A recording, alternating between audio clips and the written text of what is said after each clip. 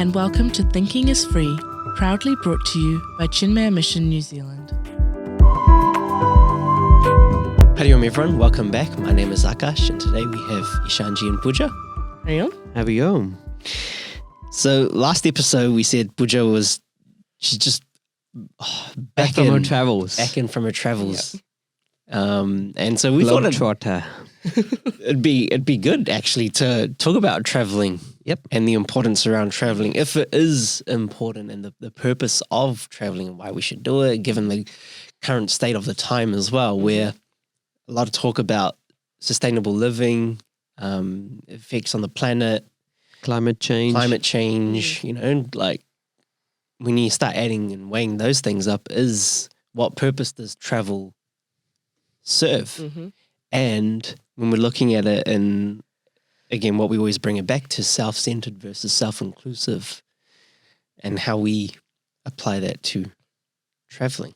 Mm-hmm. And myself having been just come back from a trip as well very recently, you know, I think it's just something we should talk about. Okay. Yeah. Let's talk about it then. Because, I mean, yeah, having gone on holiday, like you're away from work and you get to explore somewhere new. Mm-hmm. You're around family, you know, it just like it. If you just listen to the previous episode, you'll get it. It's very Rajasic. You know? Yeah. Rajasic Sukham, you know? Yeah, it Like, is. That it is what yes. you're going there to experience, Mhm. is a place. You're meeting people. So very And it outwardly does bring you a sense of happiness. It does. You There's know. no doubt about it.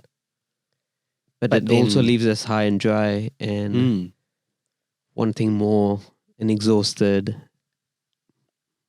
And I think the way you put it, that coming back home, that happiness that you experience, which is, yes, I'm home. There's peace and tranquility, and there's no more of this running around anymore. It's consistency. Yeah. Nothing beats coming in on the plane and seeing the greenest green you've Oh ever my gosh, seen. yes. And the bluest blue.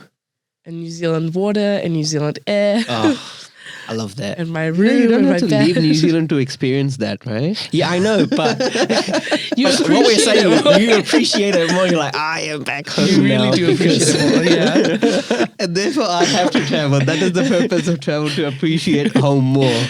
Well, I mean, the reason I asked this question was because when I was sitting at the airport, like on my way out, like, so I hadn't even left the country Yeah. yet. And then I was like, what's the point of this? Like, Yeah. So I asked it very early on in my trip. And as I like was traveling, I kept asking myself, and I still wasn't able to really come up with an answer. But there were a lot of other people I asked as well who gave kind of a lot of opinions on what they thought. And there definitely is, especially with social media and Hollywood and everything, there is definitely a sense of like, oh, you'll find yourself in your travels, you know, like you will experience growth and culture. And I did experience all of that. Like I definitely was exposed to so much more. We are quite sheltered and very blessed to be sheltered, like, and living very safely in New Zealand. But there is so much more to see in the world. And yeah, so people say it like facilitates growth, and there's like eat, pray, love, and like solo traveling, and like, you know, like it's all cliche. such a thing. Like you travel to find yourself, and that's what you do in your 20s, and like, you know, that's what it's for. Yeah, so I kind of just wanted to know, because also like from a Vedantic standpoint, it's so outwardly focused that like, how could I possibly find myself by experiencing more of the outside material world? So yeah, I wasn't able to get an answer, but I definitely felt more grateful from my travels. So I think constantly while I was traveling, the thing I kept coming back to was like, I can't believe there are people experiencing war right now. There are people in New Zealand who can't afford to eat right now. There are people who are really struggling in various aspects of their life. And here I am, I'm having the privilege to travel abroad and like be really comfortable, not really have to worry about To anything. go on a plane. Yeah. And to like be able to like eat out and like just have fun in this time where so many people are suffering. So I definitely felt very grateful for that. And that was my biggest takeaway from going out everywhere, and especially seeing like how bad it can get for other people when you're out on the streets and you're really seeing it. But yeah, I don't know if I if it's necessary for me to see suffering for me to appreciate my own life. Like, I don't think that should be the case, but I did feel very grateful. Yeah. Yeah. I think a question that we can think about is it traveling that facilitates all of that? Or is it the mind space that is created when we are not busy running the rat race that facilitates that kind of thinking? Yeah. What do you think, Akash? What I'm thinking is, like you could still walk down a street. You could still walk down Queen Street. Yeah. Queen Street's pretty bad. Yeah. You know, as opposed to traveling halfway across the world and still seeing the same thing.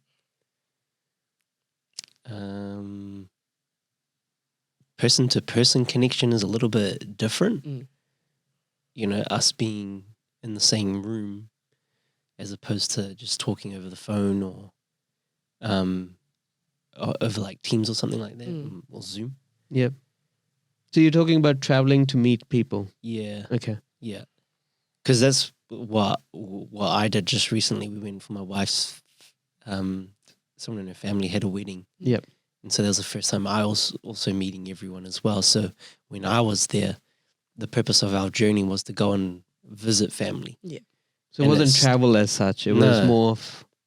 there was something on the agenda. Yeah, we knew going there that we're there for this limited time and we'd be meeting people.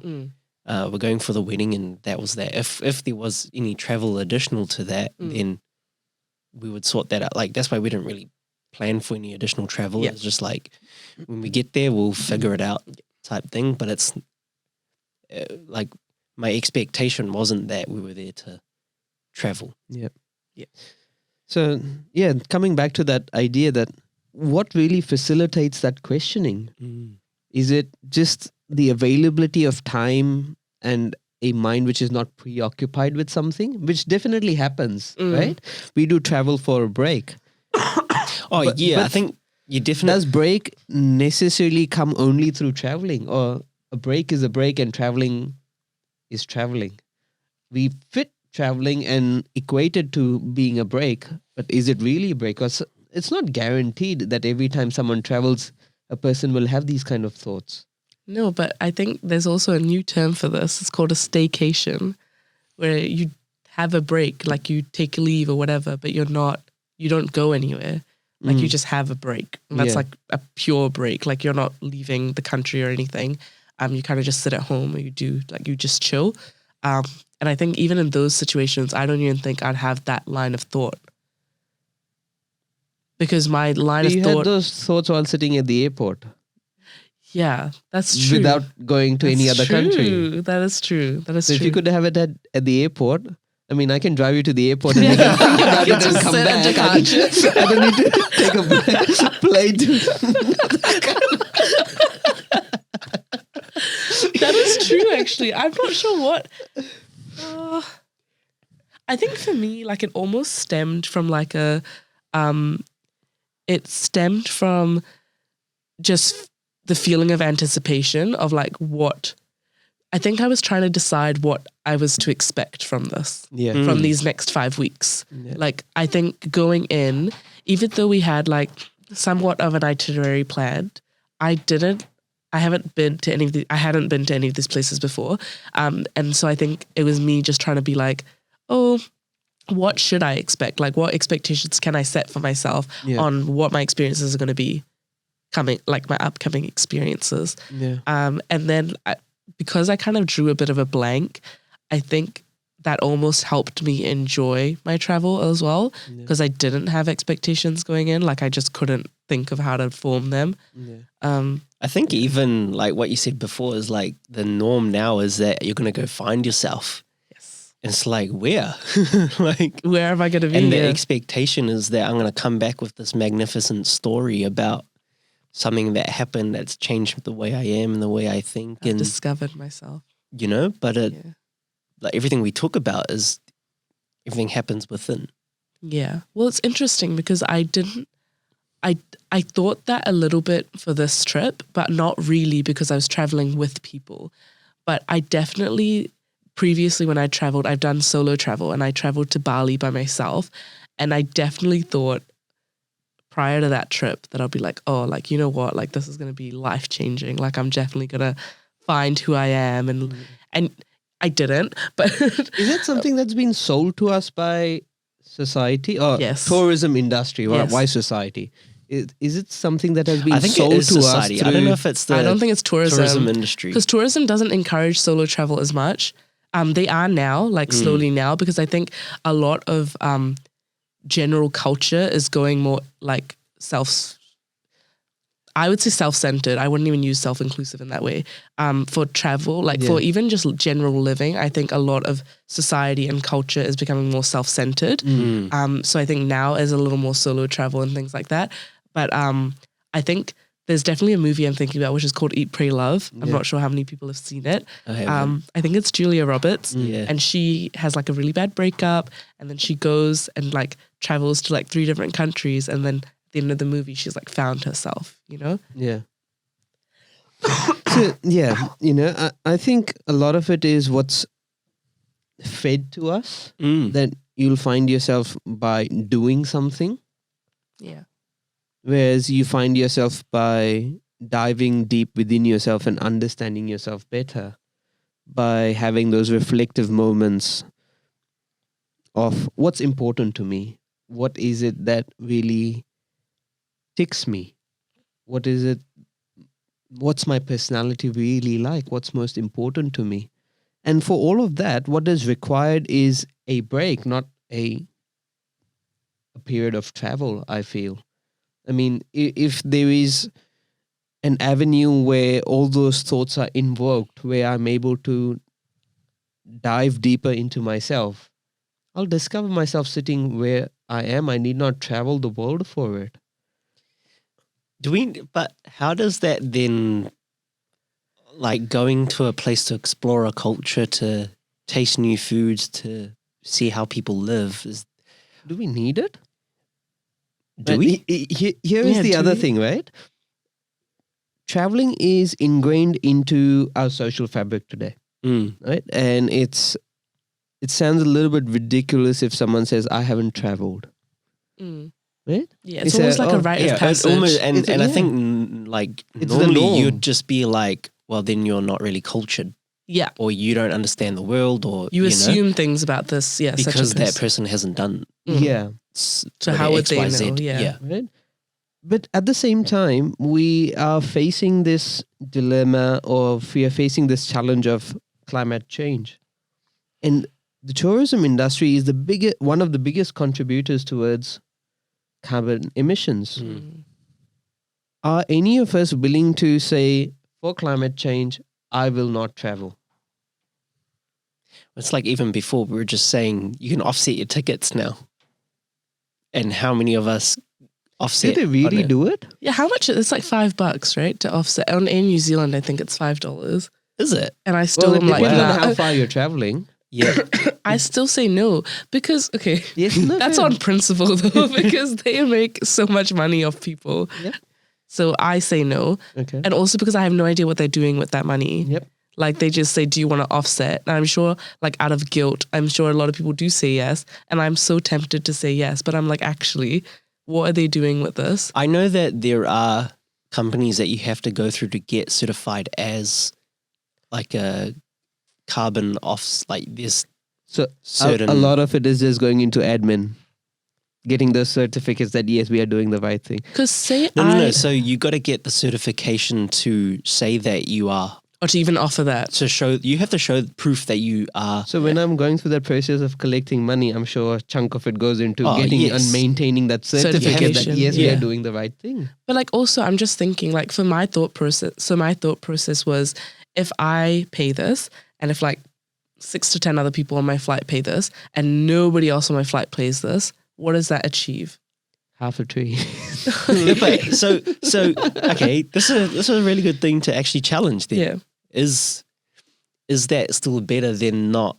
Than just not doing, doing it. it at Yeah, all. yeah. Well, I think if there was more transparency, I think it would be easier for me to be like, yep, that's fine. Like I will pay But this. does that justify your traveling though?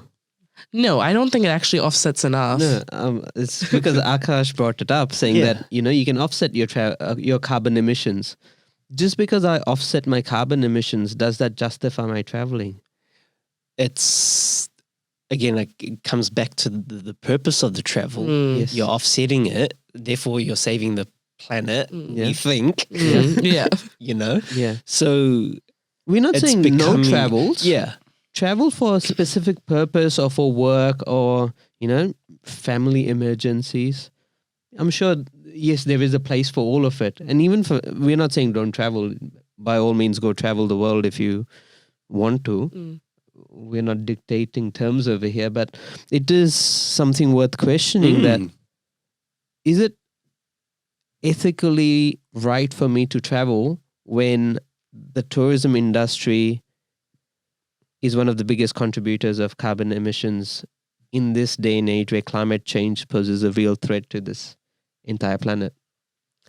Yeah, I don't think it is ethical, which is so interesting because, like, for me, that's why I say that I will never go on a cruise because I know cruises are so harmful for the environment. But I will, in a heartbeat, jump on a flight because I don't see it the same way. But that's like so convenient for me. Yeah. So I don't think, I don't think it's ethical. But I think in the situation like Akash traveled in, which was to go to a wedding, Yeah. like I think that was important, and also to meet family and things. I think that was important.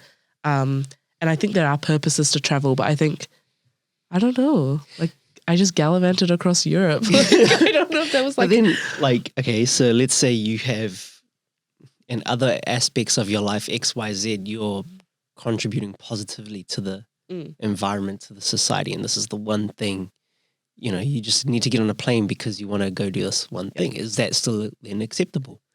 so like if you because- are like vegan and Exactly. you're like recycling and Yeah. you're doing everything else, you got an Carpool- electric you own car. a car, Yeah. It's a Who judgment. decides that? No, I don't think there's any external person that can Yeah, decide right. this or Yeah. judge another person. Mm-hmm. It is us who have to draw the line for ourselves. But we need to have that conversation with ourselves as to Yeah. what is the purpose of it? What does it lead to? And what I get out of it, is it greater than the costs incurred by doing it? It's cost benefit. Yeah. Because I also think traveling for learning is different to traveling for women, fun, and Games. Like pleasure. Yeah. I did, and I learned so much from it. Like I don't regret going. Like I loved every part of it and I was exposed to so much that I just would not be exposed to here. And there was so much I gained from it. But like, I guess the question then becomes how much of that was necessary for me to gain? Like, did I just gain like really random experience and knowledge that like in no way contributes to my spiritual growth? And I guess that's the question. Whereas like, I think I could reframe it and just say like, I was exposed to so many different thoughts and ideas and people and culture and like so many things that I didn't even know were possible. And I think it expanded the horizons of possibility for myself in terms of also like maybe potentially moving out of the country and like settling in another country and like, like so things like that where I was quite closed off to it before I left. Right. And then So I think there's 2 points over here, and you've mentioned it while you were speaking. One is, what is the ultimate purpose of my life, right? yeah. Is it spiritual growth? And if it is, does any of this traveling lead me to spiritual unfoldment? And the other is, from a worldly sense, yes, the world appreciates more holistic, rounded individuals who have an exposure to many different cultures, many different ideas. And that's what is valued. And so, yes, perhaps for material success and material progress, it does benefit me.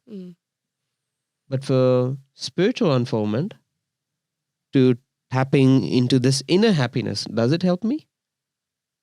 Or is that inner happiness independent of traveling? I can argue that it potentially does help you. Potentially anything can help, but Exactly. is there a direct link? Is there a cause and effect relationship? Or is the cause for spiritual unfoldment or deeper thinking is having that mind space to think deeply, which travel does allow sometimes. That it gives you just the space and Correct. the like As in, quiet, because you're yeah. not caught up in the rut. You've put work aside, you've put family aside. You're there with yourself and you have that mind space. And when you experience new things, you allow yourself to think deeply about it and get carried away with those chain of thoughts and lead to a certain conclusion. It's basically having that ability to think and contemplate deeply because there's nothing else on your mind. But do I need travel for that? Or can I induce that through meaningful conversations with people right here itself? I think what you've described, I think you definitely experience on solo travel. But I think if you're traveling with other people, I don't think you have that quietude. Because I think you're so engaged in what's outside. But I think if you are like traveling alone, then you do have a lot more periods of quiet. But I think I was thinking more about like when I was traveling around, like I just had like a backpack. And all my clothes were in my backpack and would just do laundry like whenever we could. So I'd keep recycling those clothes. But like me, like even experiencing traveling with just so little and being like totally fine, like that is also like so many, like I just understood like how much random stuff I had at home that I could just throw away. Yeah. Like I just didn't need so much of it. And like the fact that I could survive for like 5-6 weeks with just a backpack and like whatever was in there, Yeah. that was, I completely agree. Now, just to counter that, I experienced this simple way of living when I was 2 years at the ashram. 3 pairs of clothes. And you make do with that. I didn't really have to travel overseas. It's just you adopted a way of life that allowed you to get those experiences. yeah. And that's available even over here, Yeah, you know? it is. I could just We can just do a donate half my sadhana, clothes. you know, a period of 6 months or 6 weeks where we say, I'm going to manage with 6 pairs of clothes. Can I do it? I really don't need to. Yes, travel forces that kind of thing of living the on outward you. conditioning. Yeah. But I can guarantee you that 99.99% of the people, even though they manage with 6 pairs of clothes for 6 weeks, they're not going to be living on 6 pairs of clothes for the rest of their lives. No. So it's really not bringing about a change, is it? No. It's provoking thoughts, yes, sure. It's making you go through situations which you wouldn't be going through.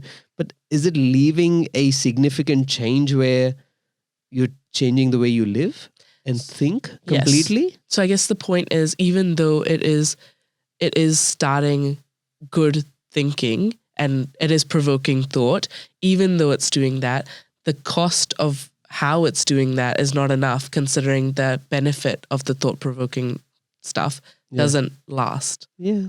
So if it had lasted, you could argue that maybe this is worth it to go and travel if those changes were to follow through when you had returned. Yep. And then we can move on to finding simpler ways Yeah. of bringing about that same change and then say, okay, this is a really effective way of doing it. Whereas there's some, I guess there's some things that I do when I'm traveling that I would only do when I'm traveling because I'm traveling. Yeah. Because it's convenient to just have one backpack as opposed to like a full suitcase, you know? Yeah. Like, so... But I think, you know, even the cost on the environment of living in hotels and constant traveling within city, it's huge. That's right. Yeah, getting your room serviced every day. Yeah. Towels washed every day. Yeah, everything's washed, yeah. And then also just food, packaging, Yeah. everything, eh? So The use of your transport. there's so many factors involved. Yeah, there's not much of an upside on how I'm making this up. Like, Yeah. I've definitely, But at least it's good that we are, you know, having this conversation and thinking about it. Most of the time, yes, we do talk a big game about, yes, we need to do more for the environment. We need to be more mindful, live more sustainably. But no one's really willing to make the hard choices and give up things, are we? And if we're not doing that, do we expect any change? And I think you see this typically in governments, which they're setting goals 5 years down the line, 10 years down the line, and 2 years before it's like, oh, not achievable. We'll do it in another 15, 20 years. I mean, really, do we have That's that much time? And just kicking the can a little bit further down the road does not eliminate the problem. It's still with us. I think even looking at it, so we've looked at it on a global level, but looking at it in just a domestic level as well, and even locally, the importance of travel and the need to travel and just evaluating that, reflecting on it, you know. So a break is definitely needed. Mm-hmm. The mind does require some time off from what it's doing to rejuvenate itself and expose it to a different environment. But to what extent do I need to go to provide it that different environment is definitely in our hands, and it's a choice that we ought to consider. Like, could the same thing be achieved with just a hike out in Waitakere? I was going to say the exact same thing. Is, you know, we're so very, and we live we're in lucky. one of the most beautiful So I countries was just in the going to world. say, you know, you can just walk 20 minutes this way, 20 minutes that way. You're going to be at the beach. You're going to be at water. People don't have that luxury around the world. Have to travel so far just to see water. We can walk down the road and we're in the middle of a bush, you know? And I mean, if it's just about giving the mind something to wonder about, not wander away, but wonder about, you know, just closely observing a new leaf grow or a flower unfold. If you look after a plant at home and observe it closely. It's funny you say that. This happened the other day. I was sitting there. There is so much amazement in every little thing around us. We feel that I'll have this amazing experience when I go somewhere else. Yeah. It's right there. Right exactly where we are. You can create your own little beautiful universe. Are you growing a plant at the moment, Akash? Yeah, we're growing a couple of plants, and I was just sitting there the other day looking at the leaf, but then I was actually looking at it. You know, you just look at it, but then you start looking at the veins on the leaf and the colors and the variation, the size. You're like, oh. And even the change in texture as it grows from, you know, just being a fresh leaf into a mature leaf. I mean, there's so much wonder, so much to wonder about. That's right. And we feel, no, when I'm in Greece and Rome and Paris, then I'll be wandering and I'll have these amazing experiences. Well, I think, so are we saying that there's no benefit to travel? Like, I'm sure there are benefits. I think what we've said is that it comes down to purpose. Does the cost outweigh the benefit? Yeah. Which is what people ask all the time anyway at work. Yeah. I mean, you know, those people in Europe come to New Zealand. Yes. Us New Zealanders, we go to Europe. Right? Yeah. So, I mean, if they find what they are looking for over here, I'm sure we can find what we are looking for over here as well. We need not go there. It's interesting. I've also had conversations with people who have left here to go there, and they're saying, oh, it's not what it's always made out to be. I mean, the grass is always greener, right? Until you're there. Oh, I've heard someone say, it was on another podcast, I'm sure I heard it, and they said the grass is always greener, but that's only because you're not watering it on your side. Yeah, that's what they say. The grass is green where you water it. Yeah. So perhaps we need to be watering our own backyard and recognizing what's around us rather than looking out and waiting for experiences elsewhere to deepen us and help us grow and mature. So what is the purpose of travel? It's a big question.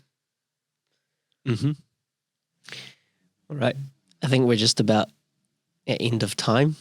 I think we covered some good points, and I think it was a good debate also as well. And I think for myself, it comes down to purpose, knowing the purpose of travel and then the cost of that. And if those balance, then it's just something to think about, you know, and to have something at the forefront of mind when thinking about traveling. Right. Thank you very much, Ishanji and Pooja. Thank you. It was a lovely conversation. It was. All right. Thank you everyone for listening. Hariom. Hariom. Hariom.